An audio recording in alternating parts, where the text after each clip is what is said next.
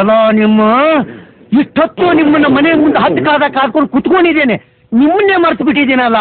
ಅಯ್ಯೋ ನನ್ನ ಬುದ್ಧಿಗೆ. ಒಂದ್ ನಿಮಿಷ ಶ್ಯಾಮ್ ರಾಮ್ ರಾಮ್ ರಾಮ್ ರಾಮ್. ಚಪ್ಲಿ ತಗೋ ಅಲದು ಕಿತ್ತು ಹೋಗಿದೆ. ಹೊಡ್ಕೊಳ್ಳಿ. ಏನ್ರಯ್ಯ ಬಾಡಿಗೆ ಕೊಡೋದಕ್ಕೆ ಸತಾಶದಲ್ದಾನೆ ಹಳೆ ಎಕ್ಕಡ ಕೊಡ್ತೀರಿ ಏನ್ರಯ್ಯ?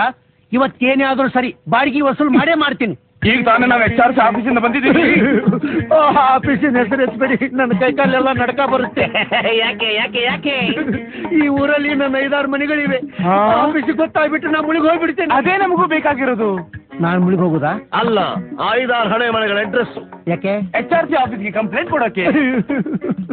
ನಿಮ್ ಖಾಲಿ ಬೀಳ್ತೀನಿ ಕಣ್ರಯ್ಯ, ಬಾಡಿಗೆ ನಿಧಾನವಾಗಿ ಕೊಡಿ, ಆಫೀಸಿಗೆ ಮಾತ್ರ ತಿಳಿಸ್ಬಿಡಿ ಕಣ್ರಯ್ಯ. ಎದ್ದೇಳ್ರಿ, ಆ ಪೇಪರ್ ಕೊಡ್ರಿ. ತಗೊಳ್ರಿ.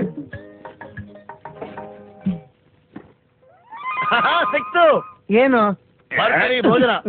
ಸಕಾಲದಲ್ಲಿ ಆಹ್ವಾನ ಪತ್ರಿಕೆಯನ್ನು ಅಚ್ಚು ಹಾಕಿಸಲಿಲ್ಲವಾದ ಕಾರಣದಿಂದ ಇದನ್ನೇ ಆಹ್ವಾನವೆಂದು ಪರಿಗಣಿಸಿ ದಯವಿಟ್ಟು ಬಂದು ತೃಪ್ತಿಯಿಂದ ಭೋಜನ ಮಾಡಿ ಮೃತರ ಆತ್ಮಕ್ಕೆ ಶಾಂತಿ ಕೋರಬೇಕೆಂದು ಬಯಸುತ್ತೇವೆ.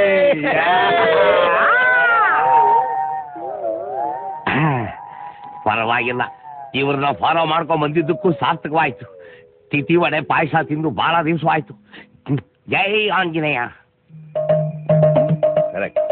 ಈ ಮನೆ ಮುಂದೆ ಬೆಂಕಿ ಬಿದ್ದಿದೆ, ಖಂಡಿತ ಈ ಮನೆಯಲ್ಲಿ ಸಾವಾಗಿರ್ಬೇಕು. ಅಡ್ರೆಸ್ ಸರಿಯಾಗಿದೆ. ಬಿ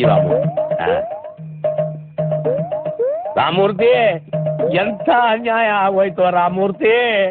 ನಾನು ಬಿಟ್ಟು ಹೊಂಟೋಗ್ಬಿಟ್ಟಿಯಲ್ಲೋ, ನೀನು ಬಿಟ್ಟು ನಾನು ಒಂಟಿಯಾಗಿ ಆಗಿರ್ಲೋ ರಾಮೂರ್ತಿ. ಯಾರು? ಏನಮ್ಮ, ನೀ ರಾಮೂರ್ತಿ ಮಗಳು ತಾನೆ? ಅಲ್ಲ, ಅವ್ರ ತಂಗಿ. ತಂಗಿನ ಮದುವೆ ಆಗಿದ್ಯಾ? ಇನ್ನೂ ಇಲ್ಲ.